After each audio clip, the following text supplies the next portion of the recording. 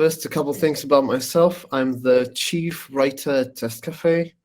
And by that, I mean that I'm the only writer at Test Cafe, so I guess I can call myself whatever I want.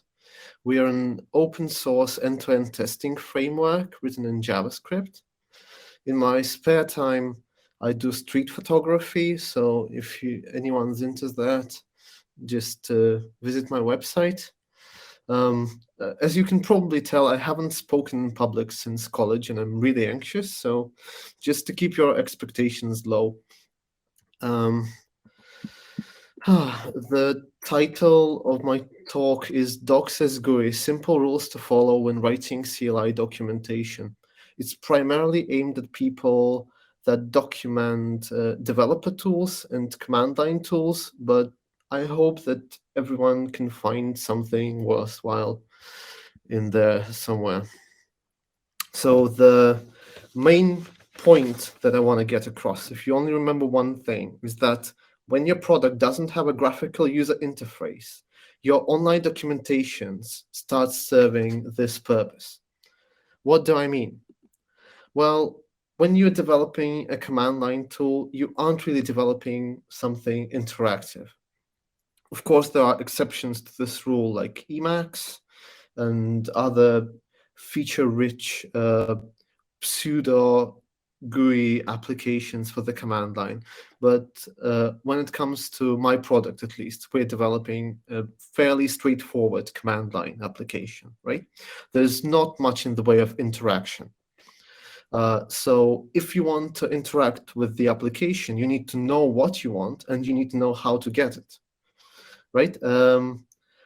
And that's pretty bad if you think about it.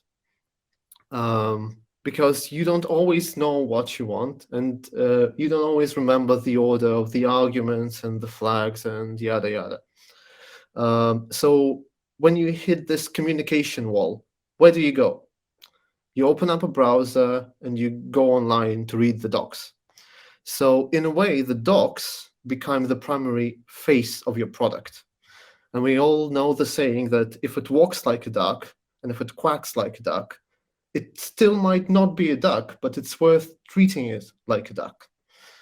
So I want to take 3 principles from the world of graphic design and apply it to documentation, because these things are pretty much alike. They both accommodate user exploration. They both invite users to try new things, if done well. And they both help build an intuitive understanding of how your tool works inside and out. So I turned these 3 principles into 3 simple rules that we as tech writers can follow. Rule number 1, invite users to explore your product. When you open a well-designed app, you can see what it has to offer, right? You can look around and get a general idea of what it is that the tool does. Unfortunately, you can't really do that in the command line. So you have to make up for that with documentation. The layout of the structure of your documentation should encourage this process of exploration that is lacking from the interface. Of course, there are things to be there are things to avoid with this, like with what I like to call the Photoshop syndrome. Like, it's taking this idea to the extreme when you bombard the user with all these options, right? And the user doesn't know what to do with them. So avoid this, but find a safe and easy way to introduce the user to everything your product has to offer. Because with the command line interface, the product doesn't do it by itself. Rule number 2, always explain why features exist. When you create an interface, right, you can make it attractive. And an attractive interface makes you want to use it more. But with the command line tools, there's really no such thing as attractive interface, right? You have to convince the user to try things out. That's why you need to always explain why so-and-so feature exists, before you explain how it works and how to use it. And the last rule is to help readers understand the internal design of your tool with the help of your documentation.